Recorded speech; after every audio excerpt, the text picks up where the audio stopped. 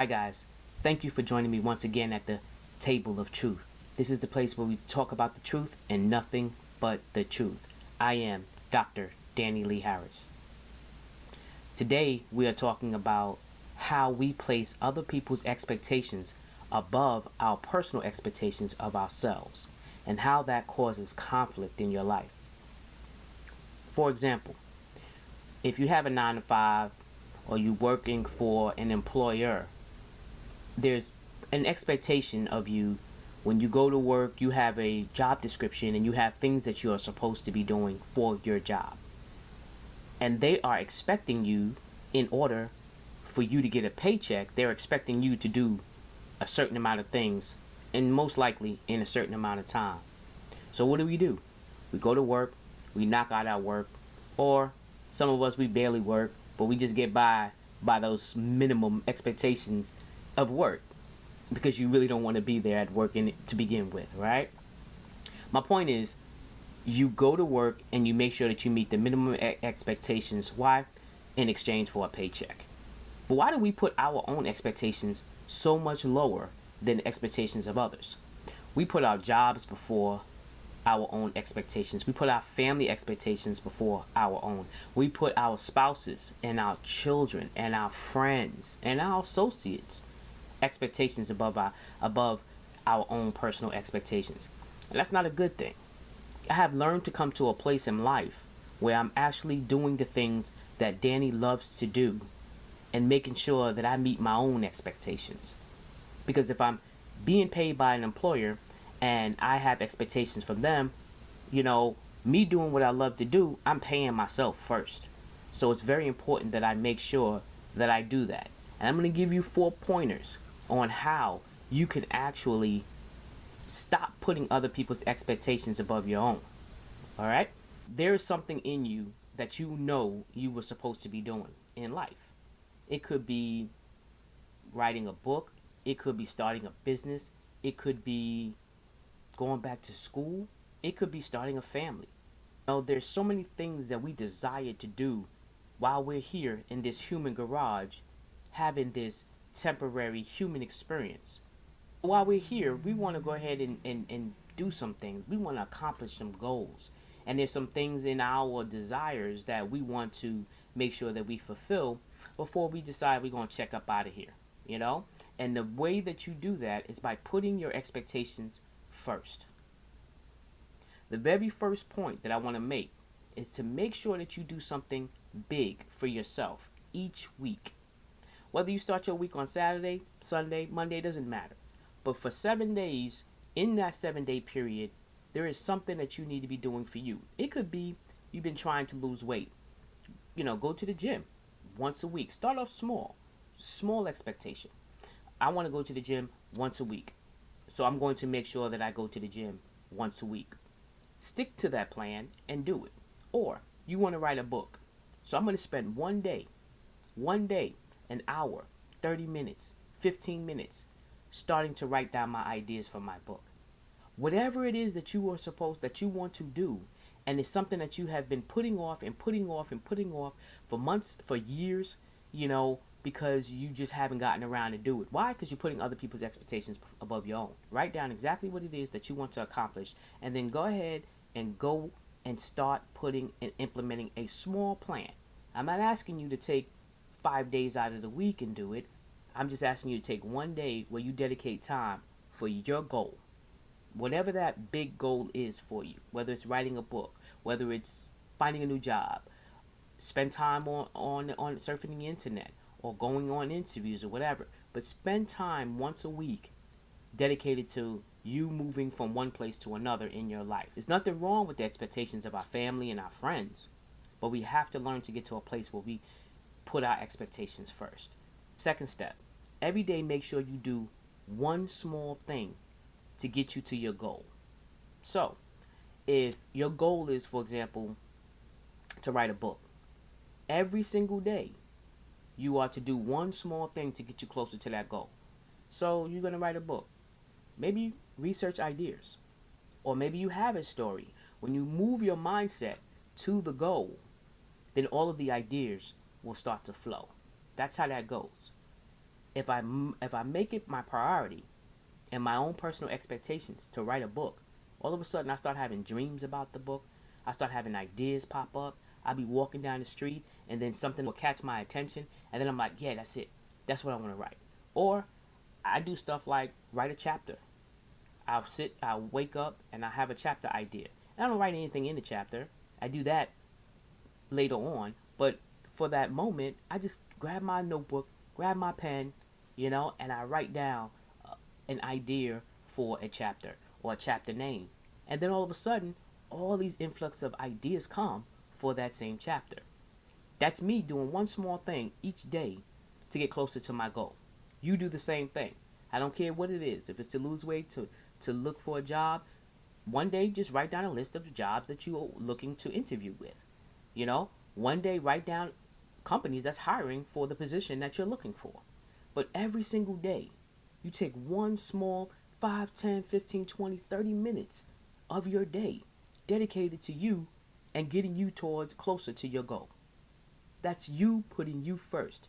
And when you do that, the energy, God, the universe will support whatever it is that you're putting out there in the universe to achieve. Number 3, every single day I do, and this is something that I'm suggesting. It's not something you have to do. You can start with one or you can start with all. Every single day I do one thing for 4 areas of my life.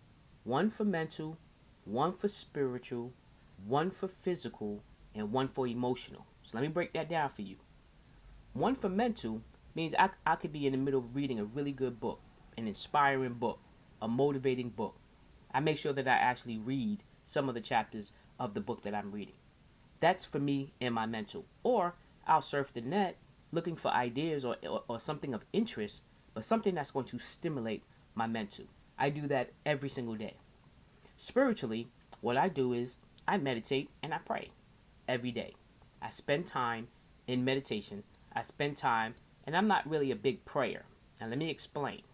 I don't believe in praying for anything because I do believe that we come equipped with everything we ever need.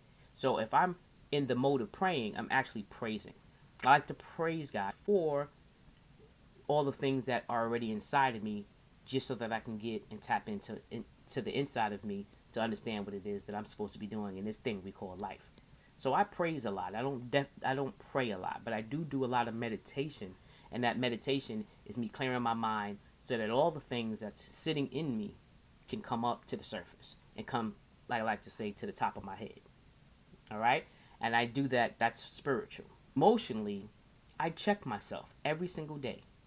Where am I at in my place in life right now?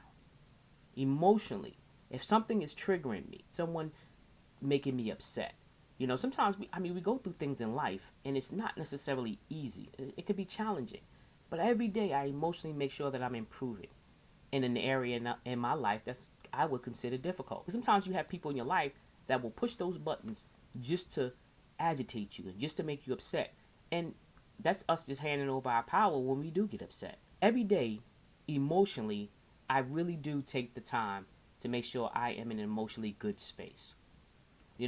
As a dude, sometimes we're not taught how to deal with our emotional state.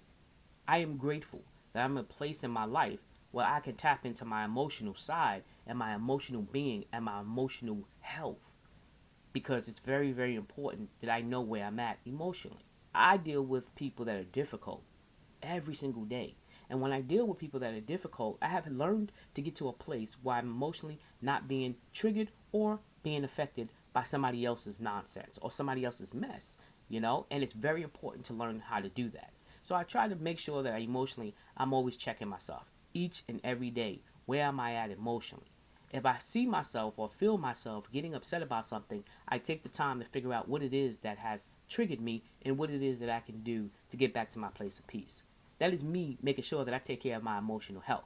Because, guys, your emotional health has a lot to do with your mental health. You're emotionally feeling what you're thinking. All right? So it's always important to make sure that this and this heart is always lined up in a good space for yourself. Physically, I always try to make sure I do something. It could be push-ups, and I have a really bummed out wrist right now, so I haven't been able to really get to the gym the way I want to. So I'll do something else. I'll take my elastic bands or my physical therapy bands and I'll do those. Or I'll walk. I'll go to the park and walk the trail. But I get on my bike when I can. I haven't been able to lately either, but if I can get on my bike, I'll go ahead and get on my bicycle and ride out or whatever. But I make sure that I do something physically for myself to get myself into a better shape. Learn how to put yourself first, guys. Everything else in your life falls into place. You just have to learn how to get to that place where you are putting yourself first, especially in those 4 areas, all right? So that was number 3. The very 4th point is to be disciplined in your expectations of yourself. Now, how do you do that? Again, those 3 steps that I gave you before is a way to set you on the right path to make sure that you actually put yourself and your expectations above the expectations of everyone else. I'm not telling you to go to work and don't do work. No, I'm telling you, you can meet the expectations at work. You can even meet the expectations of your family. For example, if your expectation is that you come home and you do the honey-do list, then do the honey-do list, after you've done something for yourself. Putting yourself first is vital. And then on top of that, how about the expectations of your spouse, your partner, your girlfriend, your boyfriend, your fiance, whatever it is? But there's expectations that's laid out from them to you. It's very important to be on the same page of what expectations look like. Sometimes we go into these relationships with our parents, with our children, with our spouses, expecting them to know what my expectations are. And that's not cool. Sit down and have a conversation about what things look like. At work, you most likely know what your expectations is. It's the places at home and in your families and your friends' relationships that you really don't know what the expectation is. You have an argument with somebody, and 9 times out of 10, matter of fact, 10 times out of 10, that argument arrived because of an expectation that was not met. Sometimes, unbeknownst to you, unbeknownst to the other person, there was an expectation that wasn't met there. Instead of us having these conversations, these grown conversations about what does expectations look like. Me and my fiance do it all the time. Hey, I was thinking this, and this is what the situation. What is your expectations of this? And in turn, she asked me the same question. That's us getting on the same page so we understand what is expected of one another. If someone tells you they don't have any expectations, they're lying. There's no way you don't have any expectations. I had an ex. They used to always say, I don't have no expectations, so I'm never disappointed. But yet she was always disappointed. Why? Because she had expectations. And when you're not willing to admit what your expectations is, that's on you. But you can't expect someone else to know what they are if you can't even verbalize what your expectation is. Very, very important. You have got to know what your expectation is. You have got to know what your expectations of others is. And know what's reasonable and what's not reasonable. Sometimes we place unreasonable expectations on people, and then when they don't deliver, we get upset. That's on you. That's not on them. Some people can only do what they're capable of doing, and people will only do what they're capable of doing. You can't get upset about what they're not able to do. I have to understand what my expectations of Dani is, and then I also let other people know what my expectations of them are. I have children, so I have 2 grown sons now. But one of my grown sons came back home, right? I say to him all the time, hey, you're a grown man, but so this is my expectations of you now. My expectations of him when he was 12 and 13 and 10 and not born, when he was young, is totally different than what my expectations is now. So when he came back home, I had to have that expectation talk with him. Hey, son, I know you're grown, but look, this is my house. These are my expectations in this house of you. Can we meet that way? Can we go half and half on these things? And that is the mature way of handling expectations for other people, whether they're grown, whether they're family, whether they're friends. If you have a friend and you feel like I'm always being there for my friend is never there for me, you need to have an expectation conversation. Same thing with your spouse. What is the expectations of your spouse? What do you expect of them? Some men come home and they expect their wives to have cooked, to have cleaned, to have the kids washed up and have the kids in the bed or whatever. Some men think like that. My expectations in my household is, hey, what can I do to help you? What can we do together? What is it that you need me to handle? That's not your expertise or that's not something that you're used to doing, and I'll handle it. But either way, you have to work out what your expectations is by the way that you think, the way that you were raised, all that stuff comes into play when you're talking about expectations. I have developed into the person that I am. I don't necessarily have expectations based on what I was raised in. My dad wasn't around when I was growing up. So I had to learn how to be a man in my relationships the way that I could be appreciated and the way that I felt good about myself and giving in that relationship. So sometimes you have to work it out within yourself, even if you didn't have the example before you. But there's no excuse not to do it. All right? So, guys, those are the 4 pointers to learning how to put your expectations above everybody else's expectations of you and live your best life now.